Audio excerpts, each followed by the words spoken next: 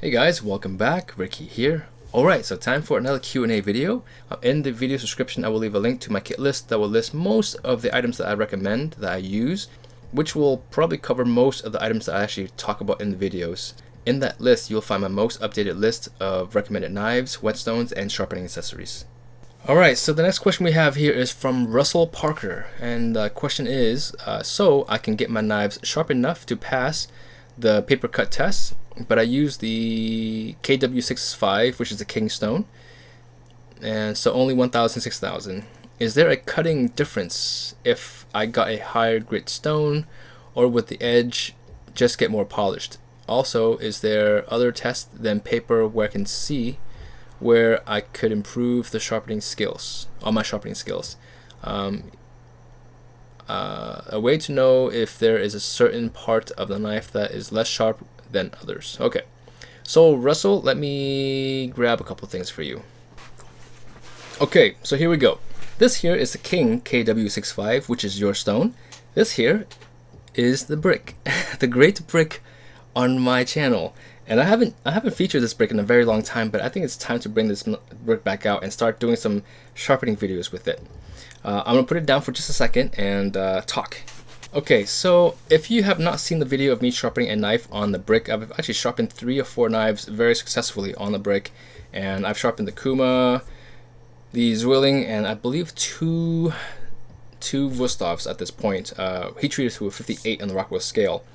And then afterwards, I actually did a cut test. I think I did a cut test before the stropping, and it was actually fairly sharp, and then I stropped it on a strop, and it was actually quite sharp. I would even say that it was razor sharp by modern standards. So, I mean, to answer your question, you don't need anything more than a brick. And so if I can sharpen a knife on a brick, I'm not going to compare it to the results of a KW65, or maybe I should, just to see the difference of the two. So, you know, I mean, your sharpness of your knife is going to be determined at the 1000 grit level. So you really cannot buy sharpness, and I really hate to stress that point. But just because you buy a higher grit, stone, it doesn't mean that your knife is going to be any sharper. It's going to be more polished and better mirror polish, as you said. But your sharpening has everything to do with your skill, your ability, so I would say start there at the lower grit level. Forget the polishing stone for just a while. I would say that don't use the KDS 6000 side, just use, or not the KDS, the King 6000 side. Just use the 1000 grit side for a while. Try maybe a half a dozen sharpenings with it, just so you can really hone your skills at the sharpening level. And then if you're very satisfied with the edge that you have on the 1000 grit level, then go to the 6000 grit side. And so I really recommend people, not just you, but anyone who's getting new into sharpening, is don't go buy a combo stone. Don't go and try to buy 3 or 4 different stones so that you can have different grit levels to go up to 20,000 grit. That doesn't really make any difference for you. Buy a good quality stone, which you have a decent stone. It's a 1000, it's a fine 1000 grit stone. That stone will give you a really good edge if you just hone your skills properly. And so, I mean, to answer your question, no, you don't need to buy a better stone. The stone is not the problem. I hate to say it, but your skills just aren't quite there yet, and it's fine. You're new. There's nothing wrong with that. And then if you want to go higher than your 6000 grit side, pick up a strop. It's cheaper than a stone. I mean, at that level, to get a really good quality 8000 grit stone, you're probably looking at least $70 for the Kitayama 8000. So that's a lot of money for most people. So a strop will cost you more than no more than $20. Compound will be another $5 or $10 for a lifetime supply of this stuff. So I would say that's a much cheaper alternative for you to go instead of going for another stone. That's just my opinion, though. Everyone's opinion is different. And also with the strop, you can do daily knife maintenance on the strop a lot easier than on a stone. So and if you haven't seen the video of me doing that, I'll post a link to it or just search on my channel daily knife maintenance with a strop. And so I show you how to get a razor sharp edge within just 15 seconds of stropping on the stone every day. So I think that stropping on the strop, not the stone, 10 or 15 seconds a day stropping on your strop will give you a much better edge than you would by going onto a 6000 or 8000 grit stone. Take your time, be patient. Your skills will improve, because if I can get a razor sharp edge on a brick, so can you. I sound like Martin Yen right there, didn't I? oh, if I can sharpen, so can you. Yes. So yeah, Russell, just practice, man. Nothing wrong with it. Just practice, practice, practice. The next question we have here is from Robert Loop. The question is, I'm a lazy chef. I throw my knives in the dishwasher. What chef's knives do you recommend for me? Oh my goodness. This is going to open a can of worms here. Robert, okay, so honestly, man, I don't recommend you throwing any knife into the dishwasher. I can't tell you exactly, what knife to buy, but I mean, I recommend you reconsidering your position on washing your knives. It only takes a second, and actually I think your knives actually are cleaner when you wash them by hand, but that's just my opinion. I mean, most knives today can probably handle dishwashing. I mean, to be honest, but just stay away from quality knives that use wooden handles. Don't throw any knives with wooden handles into the dishwasher. And I hope you live alone. By the way, if you are a father, you should not be putting your knives in the dishwasher, because the very first thing that I think about, and the very first thing that you should understand, the reason why you don't want your knives in dishwasher is not necessarily because of the knives. It's actually more for safety. Most people put their knives in dishwashers with the handle down, blade sticking up, and people reach into dishwashers all the time. Kids do that all the time, and that's the most dangerous place for a knife. And so I highly recommend you to not do that, especially if you have a family in your home, or even guests. Guests have no idea that there are knives sticking up, from the utensil holders. So, again, I hope you're joking, Robert, but I'm seriously, pleading with you to reconsider this position that you're holding. It's fine if you're lazy, that's fine, but think about your safety of not just yourself, but for your guests and for your family as well. Yeah, so I can't really recommend a specific knife for you. Okay, so we have another question here from Jack JX Chin. Jack's Chin? That's creative. All right, so the question here is, hi Ricky, thanks for the great work. A quick question: if you had to pick one Sharpening compound after the Kitayama 8000 stone, what would it be? Okay, so luckily for you, Jack, I have been doing a lot of testing on Sharpening compounds. Let me get them and I'll be right back. And luckily for you, I've actually just shot and tested a number of Sharpening compounds over 10,000 grit. So here's what I have found. This one here is a Herald's 8, Herald's Red, which is about 9,000 grit. It's nice, but it's just above 8,000. I would say it doesn't make sense to go from a Kitayama 8000 to the Herald's Red, which is again rated at 9,000.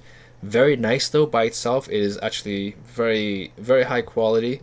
And if you were looking for a Sharpening compound to maintain your knives with on a daily basis, I would say go for the 9,000. But if you're looking for something to go beyond the Kitayama after a polishing session, then I would consider these other strops that I'm going to talk about right now. This here is a Norton 1 micron, which is the 14,000 grit equivalent. This is the DMT diapaste or dye paste. Again, 1 micron, which is 14,000 grit. This here is the diamond spray. It's a half a micron, 60,000 grit. Insane amount of, like, that's just crazy. I would say for the 60,000 grit, it's more for like a, I don't know, for a knife nut that just wants the ultimate polish on their knives. Really hard to detect. I mean, it's really hard for me to tell you that I can feel the 60,000 grit.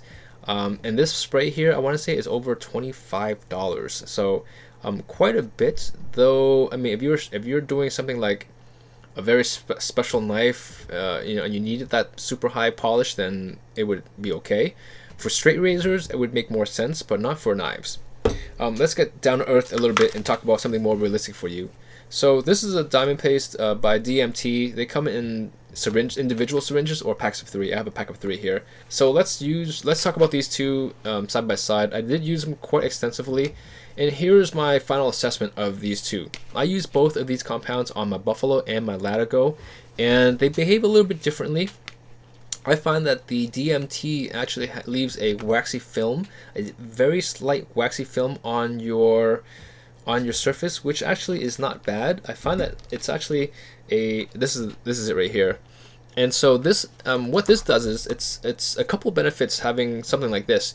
This actually dries and it doesn't pick up any sort of dust around the room, which is a great benefit. This is actually using on the Buffalo, and oftentimes the Buffalo strop will actually let everything kind of just sit on the surface.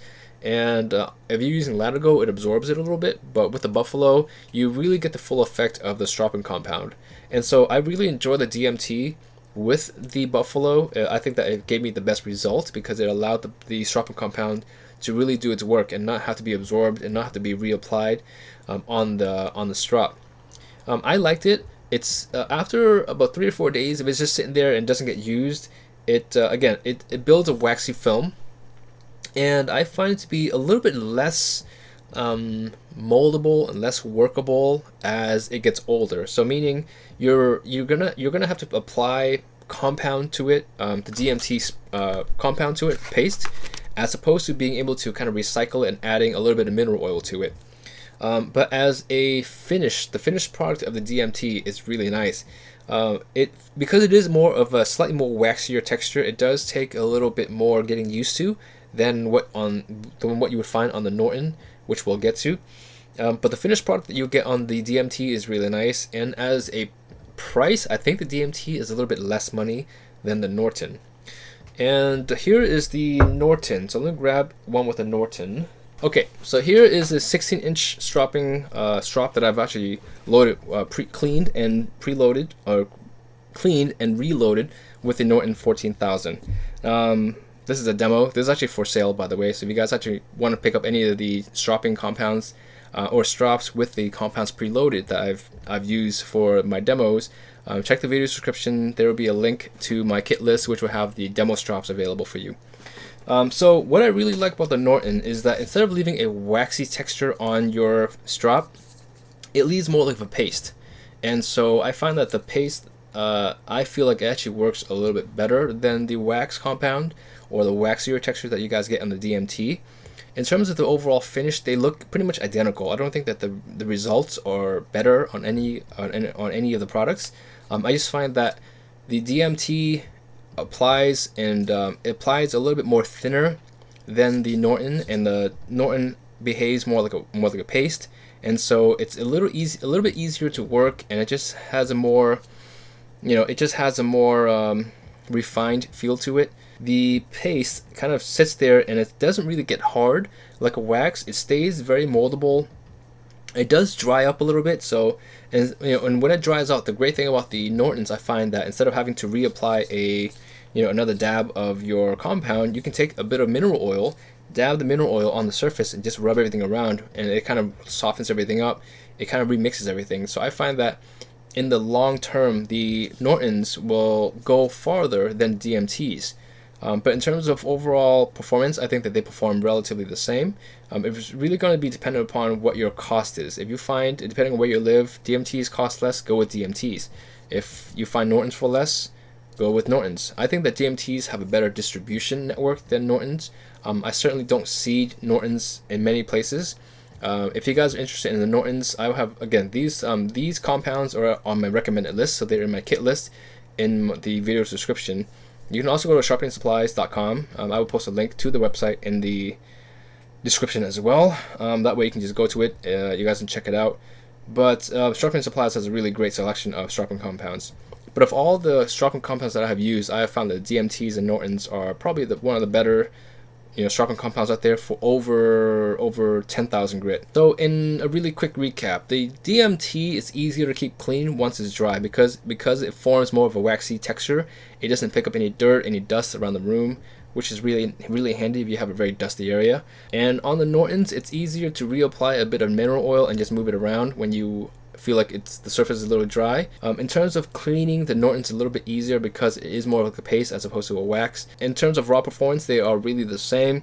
It just comes down to the application, which one's easier to apply.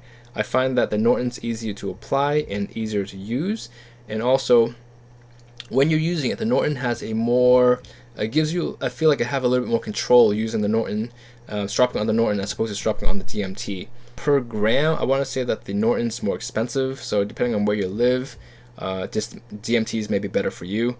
And also distribution on DMT products is definitely better than Norton's, at least from what I've seen in my research. Thank you for being here, and I'll catch you in the next video.